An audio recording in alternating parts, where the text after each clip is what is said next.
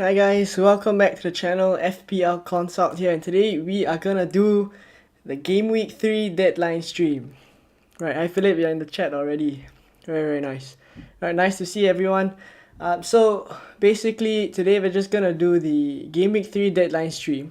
Right, answer any questions that you guys have, and also I'll just take a look a little bit at the transfer activity as well, right? What people have been doing, update ourselves with a little bit of team news, and then probably call it a day, right?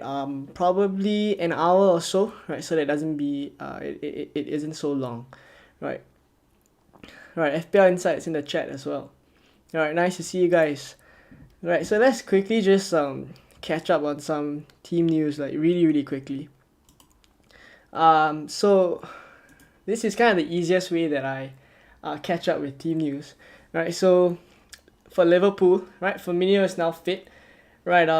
Nunes, of course, we know is suspended for excuse me, three games, right? So Firmino would now come in, and he is declared fit, right? So what that also means is that he's probably going to start the game against Manchester United and also the coming games, right? So we're gonna expect that Firmino is going to kind of create more, like drop deeper a little bit, right? What he always does, and then create more chances for Salah and Diaz, right? Hopefully, right? And then for City, Gomez is in the squad as well, the substitute left back, right? For the rest of the teams, nothing much really, other than Leeds with Bamford. Bamford is a maybe, right? His injury we thought would keep him out for a little longer, right? And then Rodrigo would be on penalties, but it seems like Bamford is kind of coming back a little earlier, right? So in that case, that could dent Rodrigo's it could dent his penalty attractiveness, right? Because one of the reasons why we went for him is that Bamford is injured and we can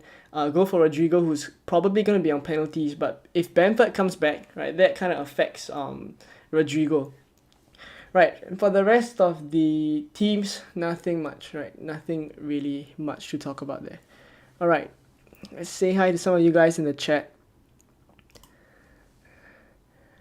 Right, Andre is here as well. Nice to see you. Also, Russell says stream quite late at night. SGT, yeah. I mean, usually I have to stream a little later so that the time difference in the other parts of the world as well, right? Mostly in the UK and also other countries that my viewers are watching. Right, I have to stream around this time so that it's kind of favorable for them as well. Yeah. All right. So let's just take a look at the at the transfer activity, right, for the week. And it's looking like a lot of people have transferred Martinelli in, right? Rodrigo is next, Jesus as well, right? So my thoughts about Martinelli being transferred in is something interesting is that he's only taken 3 shots, right, and gotten his 2 goals, right? So it's not as if he's taking lots of shots, creating lots of chances. He's looking good, but in terms of the returns that we've been getting from Martinelli, it is a little a little bit lucky, I would say, in terms of how he's only taken 3 shots, right? He's gotten 2 goals, right? So a lot of people are transferring him in, right? Probably also because of his fixtures. So yeah, I'm fine with that as well, right? At 6.3 mil, he is still a very good budget option, right? So possibly some people are downgrading Saka to Martinelli as well, right? That's one of the moves that people are doing, right? As for Rodrigo, 6.1 mil, right? I mentioned just now, a lot of us want to go for him because he's possibly on penalties, right? Leeds have Chelsea coming right up, right? So you're probably not going to expect much from him, right? But after that, in the coming game weeks, Leeds are pretty much third or fourth in the fixture ticker, right, for the next couple of game weeks, 6 to 8 game weeks. So Rodrigo is definitely a good shout. Right, Jesus as well, increasing his ownership a lot. Da Silva also popping up as one of the 4.6. He was initially 4.5, right? But a lot of us were jumping on him, and now he's on 4.6, right? Obviously because of his 2 goals in 2 game weeks, but I don't think he's gonna keep that up, right? But nonetheless, he is still a good bench option, right? And then we have Tony, Right, Tony is actually a player that I really really want in my team, but I can't get him at the moment because my team structure is just at a point where I can't get Tony. Hopefully with the next couple of in the coming game week I have 2 free transfers, right? So hopefully I can make some space for Tony, but that would mean that I have to go for a 4-3-3 or possibly a 5-2-3, right? So definitely have to experiment a little bit with my transfers as well. Yeah, that's pretty much it for transfers in. Transfers out, I mean, definitely Darwin Núñez is out, right? A lot of us transferred him out. Right, Coutinho as well, the Villa boys, Coutinho, Cash, Bailey, right? Coming interestingly, Saka as well. A lot of people are losing patience with Saka. Right, I actually have Saka in my team. I'm currently still holding on to him. Right, hopefully he gets some returns for me. I mean, I didn't see any real transfer, any real fires with my team. Later on, I'll display my team, but I didn't see any real problems with my team at that point in time. So all I did was downgrade Bailey to a 4.5, right? So yeah, I mean, I could understand why people have lost patience with Saka. Right, so let's see what he can do against. I mean, one of the reasons why I didn't transfer him out as well is he has Bournemouth, right? So I don't see a real need to transfer Saka out as well. Right, so one last thing before I get to the chat. Right, I like to use this odds to kind of predict the kind of results we're gonna get. Right, and Man City definitely one of the higher teams up the fixture ticker in terms of favourites, right? So Man City, Arsenal, Tottenham, Chelsea, Liverpool, all pretty high, right? Liverpool against Manchester United is 63%. Right? I mean, Manchester United is currently in a really, really bad position, right? So really expecting Salah to haul, right? Hopefully. Right, and then we have Leicester, who's also predicted to do really well. Right, Vardy is actually a good shout for this Leicester and Southampton game. Right, and then we have Everton probably gonna, I mean, it's 50, close to 50-50 against Nottingham Forest, right? So let's take a look at how that goes. Right, a lot of you guys have come into the chat already. Nice to see you guys. All right, let's get to the chat. Is Walker nailed since City signed a new left back? I mean, there's every possibility that Cancelo can play right back, right? Cancelo can take over Walker at right back, and Gomez can play left back. So I wouldn't say Walker is like 100% nailed, but it does look like Sergio Gomez is going to be a bench option, right? So either ways, I do feel like Walker and Cancelo are pretty much going to start every game, but I wouldn't rule out that there's a possibility that Sergio Gomez can start some of the games and Cancelo can play right back. Right, but I think something to note as well is that the Nottingham Forest game for Man City in Gameweek 5 is actually a midweek game. So there's every chance that rotation could happen, right? And then we can see that defensive combination that I just explained happen. Right. Should I play Andreas over Rodrigo in this game week? Good question. Both of them have tough fixtures, but I mean solely because of penalties, I would go Rodrigo. I would go Rodrigo over Andreas. Andreas is yellow flagged right now, but actually the news also has said he's pretty much gonna start, right? He's pretty much fit, right? So just a small knock. So I feel like both are gonna start, right? But Rodrigo I prefer. Smith Rowe will be on bench now. Yeah, Arsenal is pretty much all back, right? So we're gonna see. I mean, I've been waiting for this because we need to see what Arteta is thinking when he has a full squad, right? Is he gonna who's his first choice back for? I think at this point in time we don't really know who is his first choice back for. Right? I'm struggling to find a 4.5 million Arsenal defender. Right? I don't know whether to go for Saliba, Ben White, Tomiyasu, right? All are decent options at 4.5, right? But because I don't really know what Arteta is thinking, right? Hopefully this game week is going to give us some idea, right? Smith Rowe being on the bench as well, so could mean that Martinelli or Saka, right? The last game Saka came off early for Smith Rowe, right? But every chance that we can see or get a better idea, right, of whether Smith Rowe will come in for Saka or Martinelli. Is Diaz nailed because Stones came in last game? I think the last game, Pep made a lot of changes, right? Pep made a lot of changes in the last game. right? So, but I would still think pretty much that Diaz is nailed. Yeah. I don't say I kept Saka too. Yeah, I mean, by hoping that he hauls Bournemouth away. Bournemouth away, I feel like is a decent fixture for Arsenal, right? Especially with the the form that they're in. Who would you start? Andreas, Da Silva, Neto. Definitely Neto, I feel. Right, I wouldn't. Okay, this depends, right? This depends. For example, in my team, I have Raya, right? So I Brentford plays Fulham, right? So I'm not gonna shoot myself by putting Andreas in for Neto, right? And then hope that Andreas scores and then my clean sheet gets wiped out. I probably want to maximize the score I can get. So that's why I'll play Raya and I'll bench Andreas and then I'll play Neto, right? Even though it's against Spurs, right? So I think you may be in a similar situation, or if you're not, right? If your keeper is not from Brentford, then maybe there's a case to play Andreas ahead of Neto. Yeah. As a City fan, I think Diaz is nailed except the Champions League. Yeah. From Gameweek 3 onwards, right? Every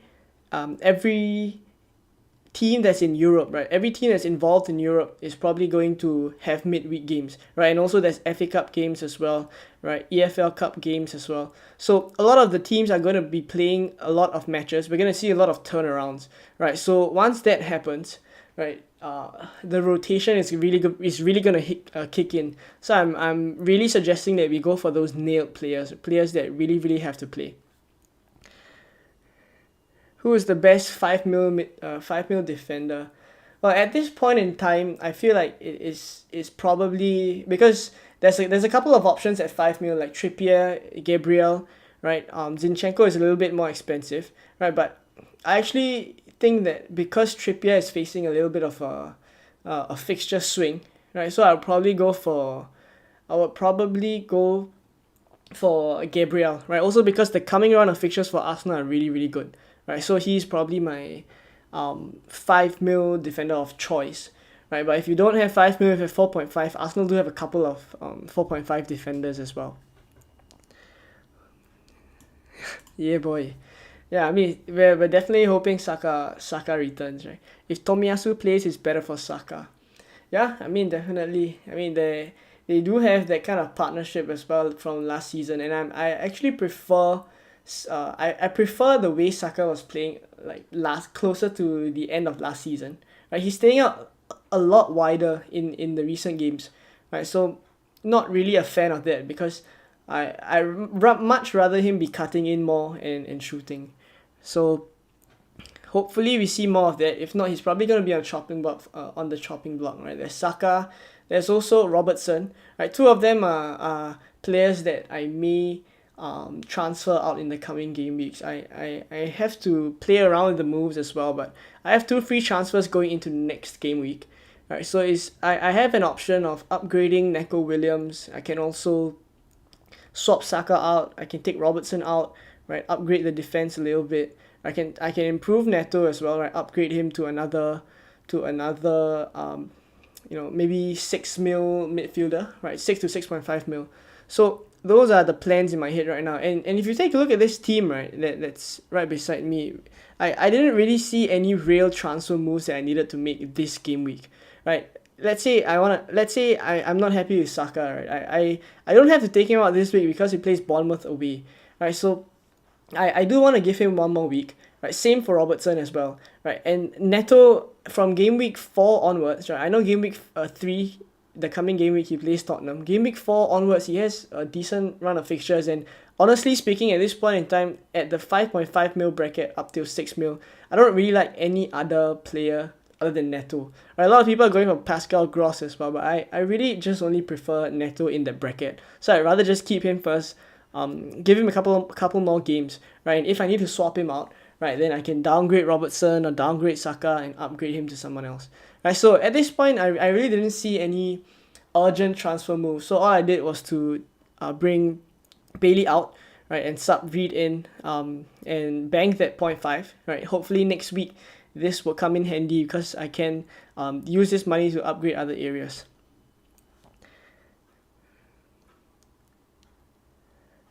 Wolves has generally scored against Spurs, so you can hope Neto gets it. Yeah, definitely. I mean, Neto is one of the more advanced Wolves players, right? He didn't get any returns in the first 2 game weeks, but I think he actually played quite well, right? If I were to choose one Wolves attacker out of the front three, right, I would definitely choose Neto, right? So yeah, GV has a good point there. I feel like this could be the week that doing nothing is actually better than doing something.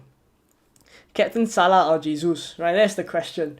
That is the question, right? I'll pull up the rubrics now. Yeah. So basically, what I've been doing in my team selection videos is try to narrow down statistically, right, who is the best captain, right? But I may or may not follow this rubric every week, right? This is just statistics, right? I may not go with the statistically highest scoring highest scoring attacker based on this rubric, right? But it's interesting to note what the statistics say, right? So based on stats alone, right? Player stats, team stats, who's expected to score in the games as well, the individual player stats, well, how well they're performing, projected points, etc., goal involvement. When you aggregate everything together, right, Haaland is actually coming up top. And if I think why the statistics could be this way, right? Newcastle have actually only played Brighton and Nottingham Forest, and they've kept 2 clean sheets, right? And those honestly are not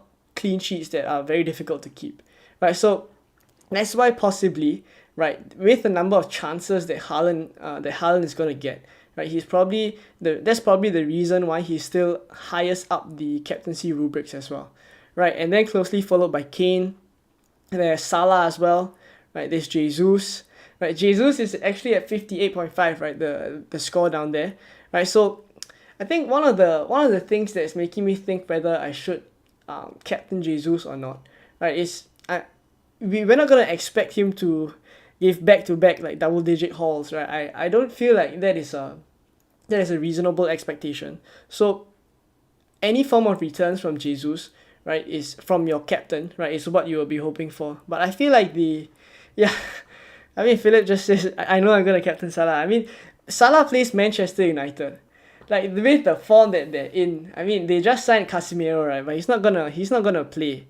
Right, Casemiro is probably not going to be involved in the Liverpool game, right? But the state that talking about Casemiro as well, I mean, I have no idea why he has chosen to transfer to Manchester United. I mean, if you guys have any idea, please let me know, right? Maybe he wants a challenge, right? But essentially, yeah, the reason why I'm probably not gonna follow this metric, but I'm gonna go with Salah is because the stats tell us one thing. Right, but I mean, if the stats actually come back to bite us, and Haaland is actually the best scoring captain, then we're gonna come back to this stream and say that we should have captained Haaland based on the stats, right? But just solely based on form as well, and if you compare Salah and Jesus, right, one is a forward, one is a midfielder, so Salah gets 1 extra point for clean sheets. He also gets 1 extra point for scoring a goal. Right, so, and he's on penalties, right? Jesus may not be on penalties, right? So because of these number of reasons, I feel like Salah versus Jesus, I go Salah, right? But Salah versus Haaland is a tougher one for me, I feel. Right, Haaland is statistically the player that is expected to do really well, right, this game week. So, I mean, let's take a look, right? Let's take a look at what happens. Right, but you guys can come back to this rubric later on if you guys are interested. Right, but basically statistically wise, right, this is how it's looking, right? Haaland, Kane, Salah, and Jesus. Right, KDB in the mix as well. Right, Jamie Vardy actually is a decent captaincy shout. Right, later I'll move on to the predicted points for game week 3, and we'll see that he's actually pretty much the player that is predicted to score the most points. Right, so I'll move on to that later on. Excuse me. Right, so still struggling on captaincy between Salah and Jesus. I hope I answered that. I mean, I'm personally gonna go with Salah, most likely. I mean, that is most likely. If you were to wildcard this week, what formation would you use? I think if I was gonna wildcard this week, right, I'm probably gonna do a 3 in the front, right, either 4-3-3, 4-3-3 or 5-2-3 actually, right. I really don't like the cheap midfield options, right. I prefer the cheaper defenders, right? So that's why 5 at the back for me, and then just go with the cheap, the really really cheap midfielders, 4.5 maybe Reed, maybe Da Silva if you want to, and then just go for two solid midfielders, right? Maybe Salah and an 8 point, maybe a Kulusevski at 8.2 or Luis Diaz at 8 mil, right? And then you can have your front. My preferred front three right now, if I can get there, is Jesus, Haaland, and Tony. Right, I really really want Tony, but I just can't fit him in. I tried to experiment a little bit with the transfers that I had, right? But come the time I was priced out as well, because Robertson, if I had brought him down to a 4 mil defender, right? Maybe Patterson, right? I could have actually upgraded Archer to Tony. But at this point in time, I can't do that. So that's why I've chosen not to. I just downgrade Bailey. But it's one of the moves that I could possibly be doing. Would you sell Bowen for Diaz or give Bowen another week? Interesting. Right. West Ham have Brighton at home. I would actually give him another week, I feel. Bowen against, because if you take a look, the West Ham is actually 43% to win, right? And they're coming off a decent performance in the in Europe as well, right? They played midweek, right? I'll probably give him another week, right? And see how it goes. Yeah, I don't think there's an urgent transfer. Is Neto rotation risk with Guedes signing? I doubt. Yeah, I actually think that Neto is still the preferred signing. But I mean, we have to take a look at how they slowly easing Guedes as well. Spurs defense is shaky. I do feel like I have this feeling that Neto is gonna get a return this coming game week. I have this feeling, right? But let's see. Trippier out for Cucurella or Gabriel for Ake. Definitely not Gabriel for Ake. Yeah, I do like the Arsenal fixtures coming up. I actually think that there's clean sheets for Arsenal coming up. I may actually bring Neco Williams out for an Arsenal defender if I can find out which 4.5 mil defender from Arsenal is nailed. Right, but I'd rather do Trippier out for Cucurella if I were you. Right, I think this is a season where Salah will improve, especially with the Nunes signing. I feel like Nunes could take a little bit of Salah's returns, right? When Nunes was playing, he was really the most advanced. Salah became more of the provider of the chances. But with Firmino playing the next game, I actually think that bodes well for Salah. But when Nunes comes back, I think that's a decent that's a good point there by Russell. Yeah, I feel like I'm gonna captain Salah. I'm pretty sure of it. Yeah, GV says Salah is the majority choice as well. Right, Lionel says tired of winning. That's why Casemiro has joined Manchester United. I mean. Possibly. I mean, Real Madrid just won the. I mean, if I were him, this is the biggest challenge you can actually have, right? Russell also mentioned new challenge in the championship, right? I just saw this. I'm not sure about Manchester United being relegated. They are 20th, right? But I'm for the sake of Manchester United's history, I actually hope that they don't get relegated. Casemiro joined his other Madrid flops at United. Yeah, I mean, Ronaldo also not doing very well right now. Should I captain Salah or Jesus? Yeah, I talked about this just now. But you can scroll a little bit back to the stream. But basically, I'm probably going to go for Salah. Yeah. What about Rodrigo for Game Week 3? Yeah, I mean, for Game Week 3, Leeds play Chelsea. Right, so if it's a move that you can hold off, I would hold off. But if not, you can get him. Probably just hope for any returns, right? He's on penalties, right? But if not, then you can just wait up till game week 4, right? If you don't have to bring him in right away, wait till game week 4. Leeds fixtures actually pick up really well after that, right? So if you can wait till then, right, then do it. Oh, FPL Rubber Ducky is in the chat. Right, nice to see you, FPL Rubber Ducky. Does a lot of spaces on Twitter as well. Check him out on Twitter. Right, VJ says, how about Monday's protest? Likelihood of postponement. Yeah, I mean, there's a lot of talk about the protest that's going to come. I mean, I think Mark Goldbridge actually talked a little bit about it, right?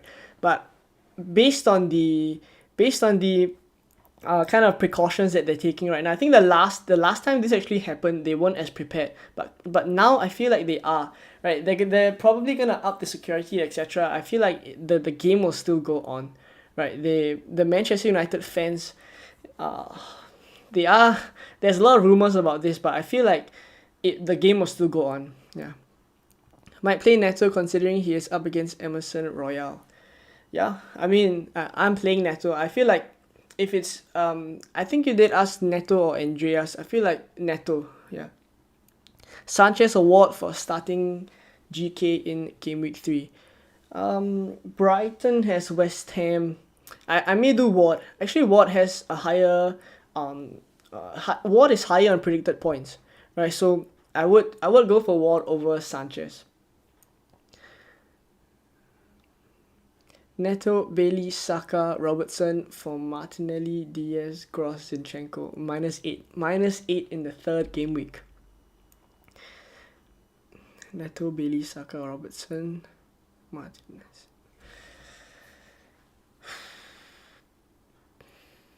I feel like a lot of the moves there you can actually hold off. You're probably in the same position as me. I had Robertson. I have Robertson. I have Saka. I have Neto. I had Bailey as well. But I chose to hold on to all of them. I feel like giving them a little bit more time, especially Robertson, right? The games coming up for Robertson is actually really decent. Like out of the next 5 games, they have more than a 50% chance of getting a clean sheet in 3 out of the 5 games. Right, so attacking returns for Robertson as well. I think we need to wait for the time when Liverpool clicks. Right, that time is coming, and we have to let the Liverpool boys come good. Right, so I'm gonna hold on to Robertson. Yeah, so Clemens, I think you can actually not do the -8, right? I probably would just do Bailey down to bank some funds, right? 4.5, maybe a read. Yeah, VJ says reassured. I actually really do think the game will go on. I mean, if it doesn't go on, right, then our vice captain comes in. So the vice captaincy for this game week is pretty important if you're captaining Salah and the game doesn't happen. Wildcard is active. Thoughts on Zaha? Crystal Palace. Right, let me take a look at the Crystal Palace fixtures.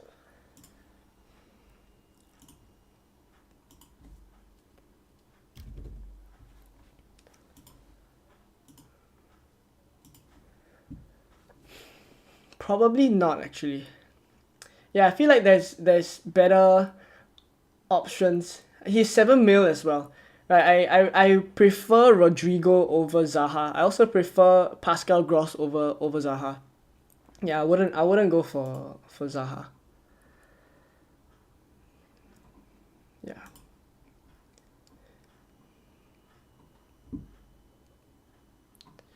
All right. What are your thoughts on Eze? Yeah, I mean similar, right? Eze, their coming fixtures not great. I mean, there are better options at his price range. I feel like we need to give him a little bit more time to. He got an assist, right, in the last game. That's why people are talking about Eze, right? But I don't rate him that highly at this point in time that we should go for him.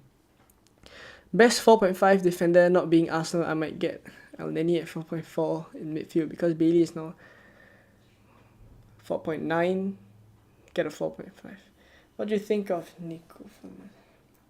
I feel like if you get a 4.4 midfielder, Philip, you are probably gonna that is one other bench option gone, right? So if you have another, maybe your 4.5 forward, right, who's also not playing, and then you have your 4.4 mid, right, your bench is pretty thin. That's why I would still say to get a 4.5 million midfielder, right? Reed is pretty alright at 4.5, right? And he's just a defensive mid for Fulham, right? But he's just gonna get the 2 pointers as opposed to a non-playing 4.4 midfielder who possibly may come in and then not get any points for you, right? Trippier or Neco Williams? I would say Neco Williams for this week, right? Trippier is a tough fixture. Man United should move to a back five if they want to bounce back. I feel like at this point in time they're just not listening to Ten Hag, right? I feel like there's a lot of disconnect. I mean, between the players, right? Between the management as well, right? The whole structure of the club is just not in a good place, right? So I feel like it extends more than just football, right? There's a lot more involved here as well. But if they move to a back five, maybe they can defend better, right? They're really not defending well, so possibly they can play a little bit better if they move to a back five. Best Brentford player to bring in for game week 4. Definitely Ivan Toney. I mean, I would really, really want him in my team, right? But I'm just gonna wait a little bit, right? That's also why I've done Bailey down to Reed as well, to open up the possibility of getting Archer up to Ivan Toney, right? So if you have funds, or if you have a way to get to a 4-3-3 or a 5-2-3, right? Go and get Ivan Toney. I think he's really one to look out for. Trust me, Neto will haul against Spurs and punish the sellers. I will 100% keep him until wildcard. Very, very confident. I would be very happy if that happens as well. Right. I have no idea why, but I just have this feeling that Neto is gonna perform. Right. I mean, maybe it's just me wanting something positive to happen for my team. Yeah. Neto or Pereira? Yeah, Neto. Definitely Neto. Right, I did mention also just now that it also matters whether you have Raya in goal, right? Because if you bench Neto and play Andreas, then you're kind of shooting yourself in the foot. If Andreas returns, Raya doesn't get the clean sheet, right? So kind of about maximizing your points as well, right? That's why I go for Neto. Yep. Alright, let's talk a little bit about the predicted points, right? Probably the last bit of content I have planned for this stream. Right, so based on the predicted points, right, Fantasy Football Hub, Jamie Vardy is actually really, really high up the predicted points ticker. Right, Jamie Vardy at 7.5 predicted points, right, plays against Southampton. Right, Southampton also defending pretty poorly, so that's probably why. Right, and then Son is actually pretty high up the predicted points as well, right, 7.1. Salah at 6.9, Kane at 6.8, Sterling at 6.3, De Bruyne, and then Haaland. Right, so I mean, if we're just basing our captaincy on predicted points as well, Salah is actually higher than Haaland on predicted points. Right, if I actually had Kane, right, for those of you who have Kane, I actually think that he's not far off Salah as well, right, 6.8, and the other statistics for Kane also are really, really good. So actually, I would be very, very tempted to captain Kane this game week, right? Yep. Alright. Let's finish up the questions in the chat. Agree wildcard went this way, Sanchez. Oh, that's on a wildcard. Wildcard 3. So Sanchez, Dunk, James, Cancelo, Trippier, Saliba, Rodri, you mean the Rodrigo from Leeds? God, I'm hoping it's not Rodri from Man City. Salah, Andreas, Martinelli, Kulu, Tony, Haaland, Jesus. Went for diversity logic. For TAA out is the I like the fact that you have Tony, Haaland, and Jesus. Right, I think that at this point in time, the front three of Jesus, Haaland, and Tony is probably the best way forward. right, in terms of attacking returns, right? But I'm not really for the idea of not having Trent actually. Yeah, I actually much prefer having Trent rather than not. I mean, Liverpool will come good, right? And when that happens, I think the returns for Trent are gonna get really really shocking. Also, a little bit on his effective ownership as well, right? If Trent hauls, right, it really really affects our rank as well. So I would say, but if that's the only risk you're taking, right? If that's the only downside, right? Then possibly, right? There's also Trippier in your team. Maybe I wouldn't go for Trippier if I was wildcarding. You can actually upgrade Saliba to Zinchenko, Trippier down to a 4.5. Yeah, those are possible options as well. Yeah. All right.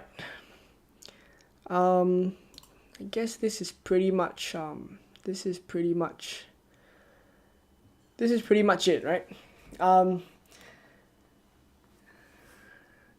Yeah, captaincy wise, I'm still a little bit 50-50. Yeah, looking at the predicted points again also kind of shakes me a little bit. Yeah, maybe Salah. Maybe even more so after looking at the predicted points for Jesus, not that high as well. Right, hold on. Right, Jesus not even top 10, right? Possibly a tough game for, I mean, definitely not a tough game, right? And I actually think he's going to return, right? But his predicted points is not as high as Salah. I think one of the ways we can compare is actually the non-penalty goal involvement, right? Because Salah's stats definitely have penalties involved. So if we kind of compare Salah and Jesus without the penalties, right? Let's take a look.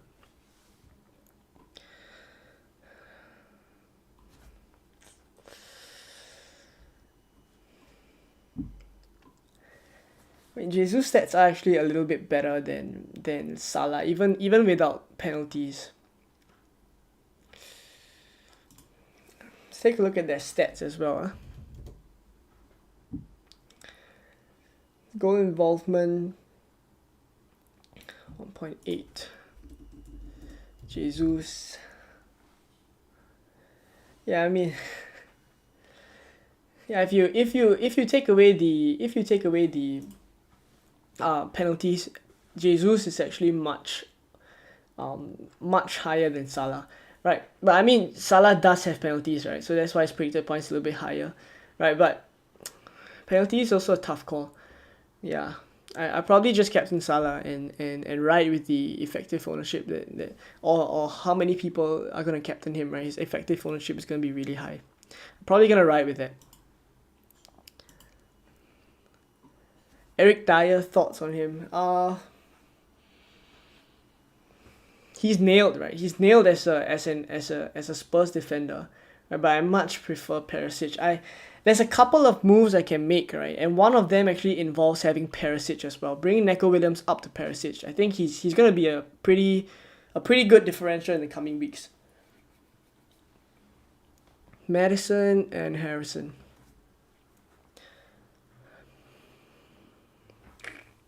Leicester's fixtures aren't good. So I probably not jump on Maddison at this point in time. So maybe Harrison.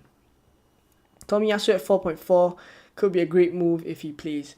Yeah, I mean definitely. Is he at 4.4 now? Oh, that would be great. That would be great.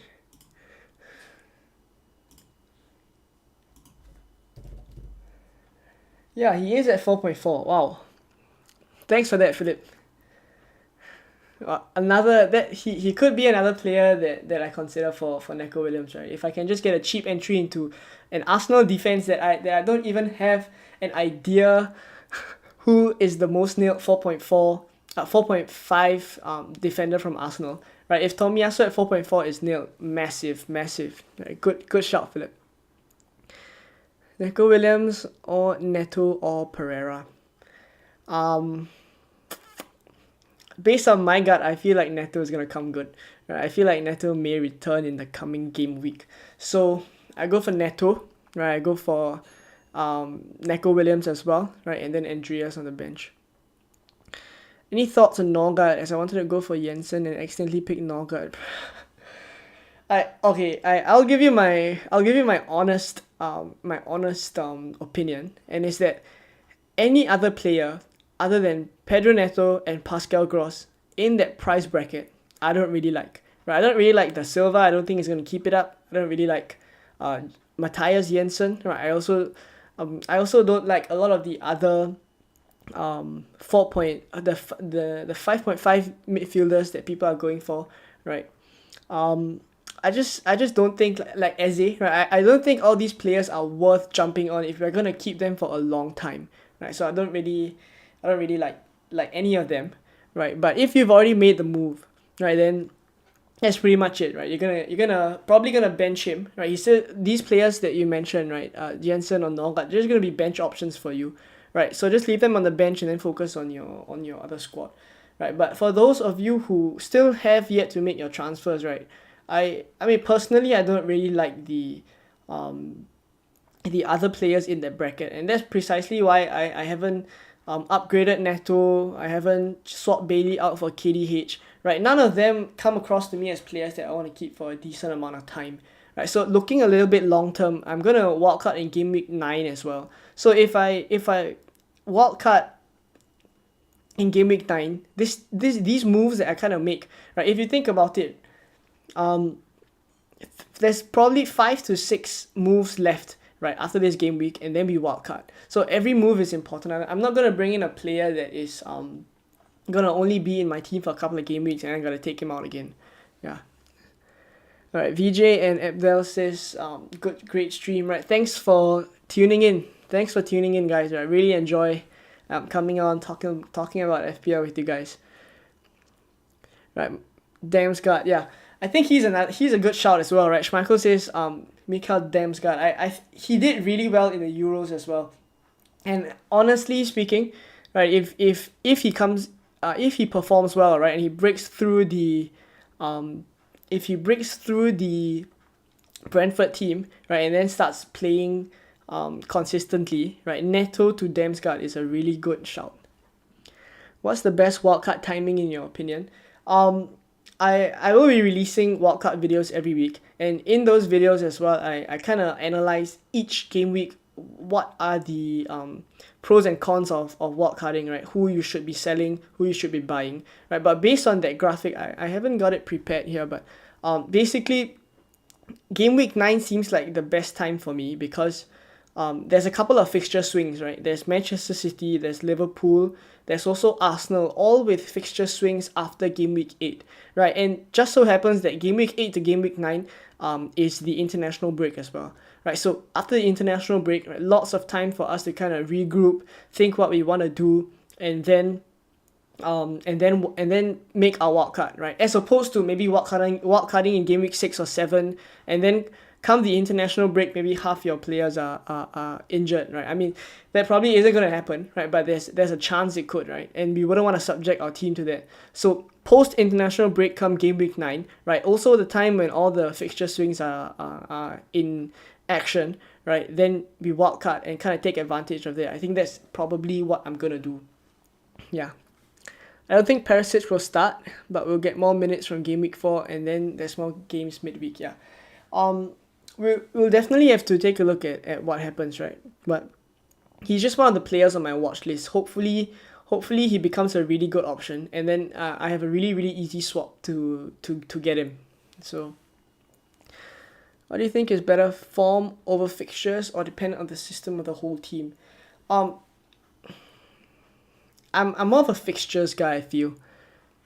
Form maybe a little bit, right? But I feel like that is taken into account in the stats as well, right? I'll use a bit of stats, and I also use a bit of the fixtures, right? right? So I combine it a little bit and then take a look at what is the most ideal move for my team, and then after that, and then we move.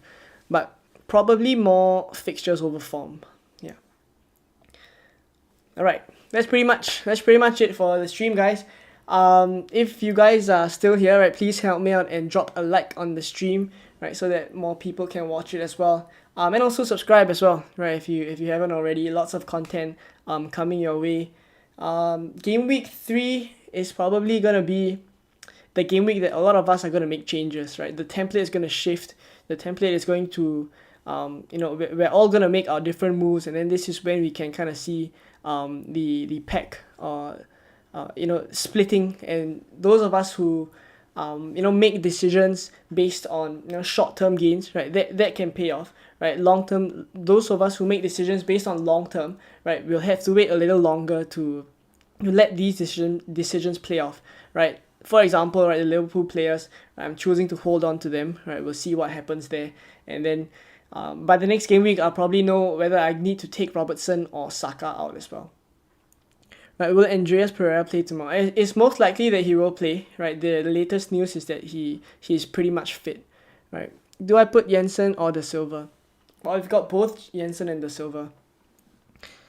Maybe Jensen based on the minutes.